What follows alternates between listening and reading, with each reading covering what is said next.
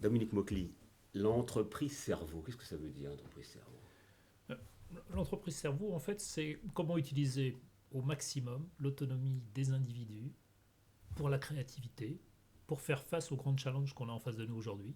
C'est-à-dire, plutôt que de se reposer sur les process et sur la technologie, le maximum d'autonomie. Et notamment pour les salariés, parce qu'évidemment, sans salariés heureux, il n'y a pas de bonne entreprise. Effectivement, l'autonomie, c'est l'autonomie des salariés. Mais l'autonomie des salariés, ça veut dire leur définir un espace de liberté. Et ça, cet espace de liberté, c'est aux dirigeants de le définir. Et il se traduit tout simplement par une vision. Si vous dites à un de vos salariés, je souhaite qu'ensemble, on réduise les déchets nucléaires dans nos usines, il ne réagit pas pareil que si vous lui dites, tu fais fonctionner l'usine. Et donc c'est ça, créer l'espace de liberté, c'est lui permettre de s'exprimer sur des sujets comme ça. Et par exemple, au lieu de changer une vitre, de trouver un procédé intelligent qui va faire qu'on va nettoyer les vitres dans des environnements compliqués, mais avec des choses toutes simples, et du coup on ne les remplacera pas. Entrer dans le processus de décision d'une certaine façon. Dans le processus de décision, exactement.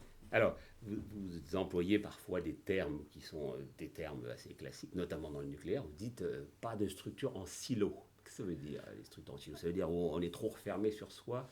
Alors les structures en silo, en fait, ce sont des structures qu'on se crée ou qui se créent naturellement. Alors je vais en prendre trois exemples. Vous avez le silo individuel. Le silo individuel, c'est quelqu'un qui tous les jours va au travail, c'est que quand il propose une idée, on lui dit non.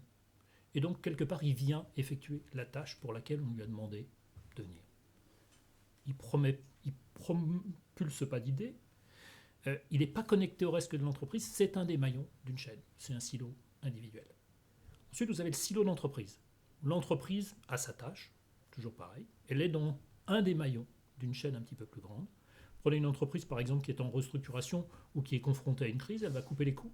Qu'est-ce qu'elle va faire? Elle va couper ses connexions pour faire fonctionner son usine. Ça devient une usine. C'est plus un être intelligent. C'est un organisme qui crée une certaine valeur, mais il ne sait pas exactement pourquoi. C'est un silo. Et puis vous avez ce que j'appelle les silos un petit peu plus globaux, qui sont des silos collectifs. Prenez la crise des subprimes. Vous êtes dans un concept. C'est le concept de je vais toujours pouvoir vendre ma maison, mon appartement plus cher qu'avant. Et en fait, je vais m'enrichir en revendant. Et donc, je vais obtenir un crédit qui est fondé sur la valeur fictive de ce qu'est mon appartement. Ça, c'est un silo. Tout le monde y croit. Et on va tous ensemble dans le mur. Est-ce qu'il y a des applications qu'on peut en tirer sur l'ensemble de la société? Alors, l'ensemble de la société a naturellement tendance à fonctionner un petit peu en silo. Oui. Mais il y a des exemples tout naturellement qu'on a chez nous en France, parce que la France, comme la France est une société de clivage, hein, on a d'un côté la droite, de l'autre côté la gauche, on a d'un côté les ingénieurs, de l'autre côté les chercheurs, on a d'un autre côté les pauvres, les riches, etc. Donc ces clivages créent naturellement des silos. Alors je vais prendre un exemple, la recherche. Dans le domaine de la recherche, vous avez une recherche publique et vous avez une recherche privée. Alors, ces deux recherches ne se parlent pas, ou pas suffisamment. Donc la recherche publique va créer ou va faire de la recherche fondamentale. Et de l'autre côté, vous avez une recherche qui est une recherche privée qui est tirée par le besoin du marché. Or, ces deux recherches sont complètement complémentaires. Et donc, dans le futur, l'essentiel, c'est de les reconnecter, de les mettre ensemble et de faire en sorte qu'elles trouvent les meilleures idées, mais des idées qui soient issues des deux milieux. Merci Dominique Maucly. Merci.